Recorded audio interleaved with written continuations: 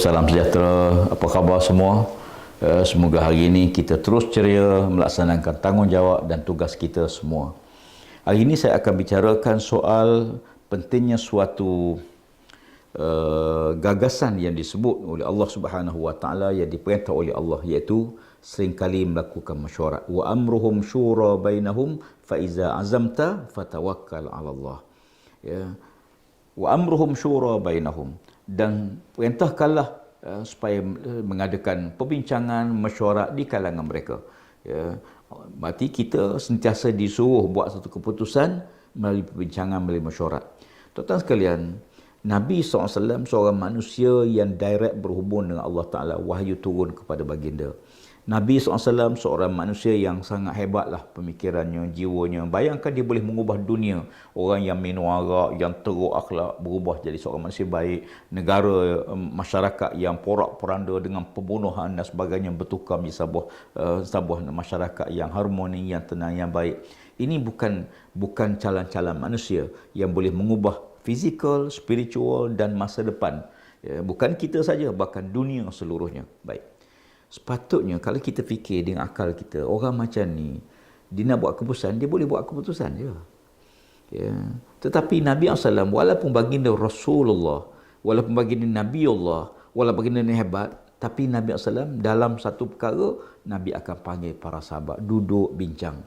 Kata Aisyah radhiyallahu anha, orang yang paling banyak mesyuarat ialah Rasulullah. Baginda sentiasa melakukan mesyuarat. Nak buat keputusan penting, baginda akan panggil. Kadang-kadang mesyuarat di jabatan. Alhamdulillah, kita boleh kata sebahagian pihak pengurusan kerjanya tiap-tiap hari mesyuarat. 5-6 kali mesyuarat. Tapi pernah tak kita mesyuarat dengan isteri kita? Pernah tak kita mesyuarat dengan anak-anak kita? Ya, kadang-kadang mesyuarat pejabat, okeylah, hebatlah. Ya, tapi balik rumah, kita buat keputusan tanpa mesyuarat, keputusan seorang diri. Jadi kita perlu mesyuarat dengan isteri kita, dengan anak-anak kita. Mesyuarat apa dia? Mungkin hujung minggu ni kita nak ke mana, apa yang kita nak buat. Jadi kita harus sentiasa hidupkan. Nabi SAW mengadakan mesyuarat dengan isteri baginda. Nabi mengadakan mesyuarat dengan sahabat-sahabat lain. Jadi mesyuarat ini salah satu kaedah yang kita nak verify kita punya, nak mengesahkan pandangan kita ni betul ke tak betul. Sebab kadang-kadang kita rasa betul, tapi bila kita bincang dengan kawan-kawan, ada pandangan-pandangan yang berbeza yang lain. Sebab itu dalam mesyuarat jangan takut untuk berbeza pendapat. Ya, bagi saya waktu mesyuarat ni bukan arahan kita dua. Kalau diarah itu kita kena patuhlah. Kalau bos arah, menteri nak arah macam mana, kita tak setuju. Menteri arah, kita pun kadang-kadang terpaksa ikut. Ya, tetapi bila mesyuarat lain. Mesyuarat ialah kita nak dengar, nak buat keputusan. Jadi jangan sahala. Ya, saya lebih suka kalau kita buat mesyuarat, ada pandangan kita berbeza, kita beritahu. Ya, tak apa, kita boleh berbeza pendapat. Sahabat-sahabat Nabi berbeza pendapat dengan Rasulullah. Ya. Dan itu bukan kesalahan. Beza pendapat dengan bos bukan kesalahan. Beza pendapat dengan menteri bukan kesalahan. Beza pendapat dengan majikan kita bukan kesalahan dalam mesyuarat. Sebab mesyuarat ialah kita nak rumus satu keputusan. Ya, kalau semua melihat satu hala, nanti bila kita buat keputusan tiba-tiba jadi melain, kan tak baik. Lebih baik dalam mesyuarat, orang ni kata begini, yang ni kata begini, yang ni kata begini. Daripada pelbagai pandangan tadi, kita boleh rumus satu keputusan. Jadi, tapi bezanya, bila dah jadi keputusan, maka tanggungjawab kita ialah mendukung keputusan. Jangan kita lahir rasa tak puas hati, dalam mesyuarat kita tak bercakap, lepas mesyuarat kita tak puas hati. Ya. Atau lebih malang lagi, masa mesyuarat tak datang, lepas tu beri pendapat yang lain dengan keputusan mesyuarat. Kalau kita tak hadir dalam mesyuarat, bila mesyuarat buat keputusan, kita kena akur sebab kita tak hadir. Ya. Setengah-setengah tu waktu mesyuarat dia tak masuk lagi. Bila mesyuarat keputusan dia baru masuk lambat. Bila masuk lambat mula nak tanya satu dua yang telah kita putus. Jadi ini masalah. Jadi oleh kerana itu kita harapkan dalam mesyuarat tak apa. Kita beri pandangan, kita berbeza. Tapi bila dah buat keputusan, suka ke tak suka, kita kena dukung keputusan. Ya. Sebab itu dah jadi keputusan bersama. Dan bersama kita dukunglah.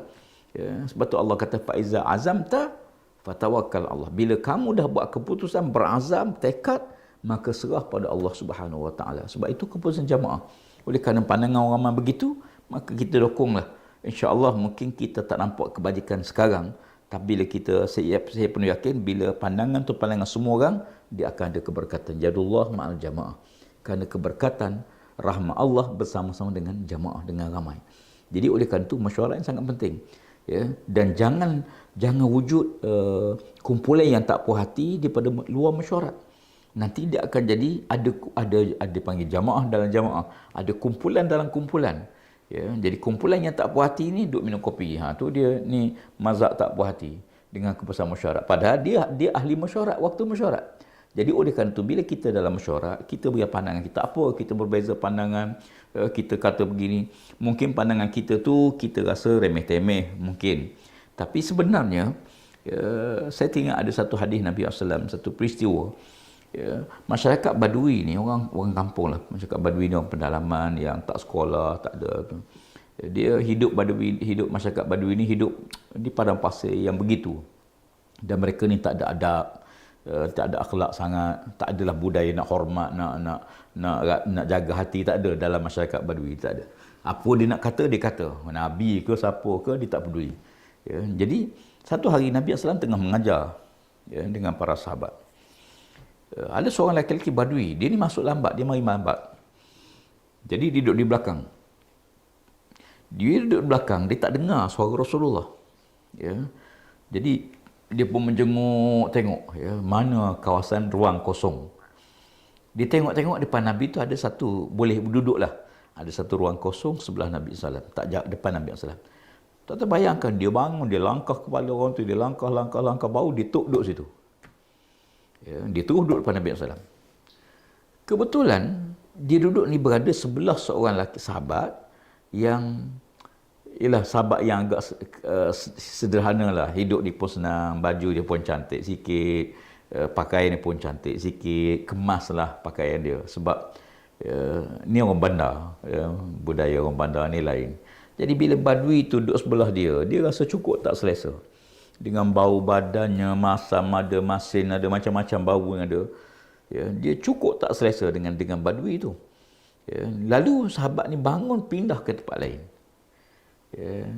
Sahabat Nabi yang golongan yang sederhana, yang happy, bangun pindah tempat lain. Perbuatan dia pindah tempat lain tu, Nabi SAW tanya dia. Nabi perhati. Nabi tanya, kenapa kamu pindah? Apakah kamu takut kemiskinan Badui itu berpindah pada kamu? Atau kamu takut kaya kamu tu berpindah kepada Badui itu? Nabi SAW tegur. Laki-laki ni kata, ya Rasulullah, maafkan aku ya Rasulullah. Wahai sahabatku, dia tegur pada Badui itu, maafkan saya memang terasa tak selesa, rasa tak selesa lah. Dia kata, ya Rasulullah, tak apalah, demi dia tahu dia telah buat satu kesilapan. Dia kata, demi menghapuskan dosaku ya Rasulullah, demi untuk bersihkan diriku ya Rasulullah, aku sanggup bagi separuh hartaku kepada dia wahai Rasulullah. Tak bayangkan, dia sanggup bagi separuh harta dia kepada laki-laki tersebut, kepada Badui itu. Pasal apa? Kerana rasa bersalah, berpindah tempat, rasa berdosa, rasa mungkin dia rasa dia sombong dan tak patutnya perasaan tu ada pada dia. Dan dia pun terus berjaya, ya Rasulullah, tak apalah, demi menebus dosaku, aku sanggup bagi separuh harta kepada Badui itu. Yang mengejutkan, bila Badui itu kata, Badui itu jawab, ya Rasulullah, aku tak nak harta dia. Padahal kita tahu Badui ini bukan senang, orang miskin. Tapi Badui itu kata apa dia? Ya Rasulullah, aku tak nak harta dia, Rasulullah. Nabi tanya, pasal apa? Kata Badui itu, aku takut penyakitnya berjangkit pada aku pula ya Rasulullah. Aku takut penyakit dia, penyakit apa dia? Penyakit rasa iri hati, rasa lebih, rasa penyakit batin ni. Takut penyakit tu pindah kepada begini, penyakit sombong, takabur, macam-macam lah. Jadi dia tak nak harta. Jadi saya nak ambil kesimpulan daripada apa yang kita bincang hari ini ialah mesyuarat benda yang penting. Dan jangan takut beri pandangan, berilah pandangan. Kalau kita rasa tak selesa pandangan kita tu, mungkin kita boleh berkongsi dengan kawan-kawan yang lain sebelum kita bila kita pandangan, mungkin sahabat kita, kalau kita rasa betul, kita boleh sokong. Kalau kita rasa tak betul, kita rasa pandangan kita mungkin berbeza sikit. Dan jangan kita rasa hati bila ada sahabat kita berbeza pendapat dengan kita. Bukan tidak merendahkan kita. Saya tidak menganggap demikian. Bagi saya, kalau pendapat saya tiba-tiba ada orang kata, oh, pandangan saya berbeza, Alhamdulillah.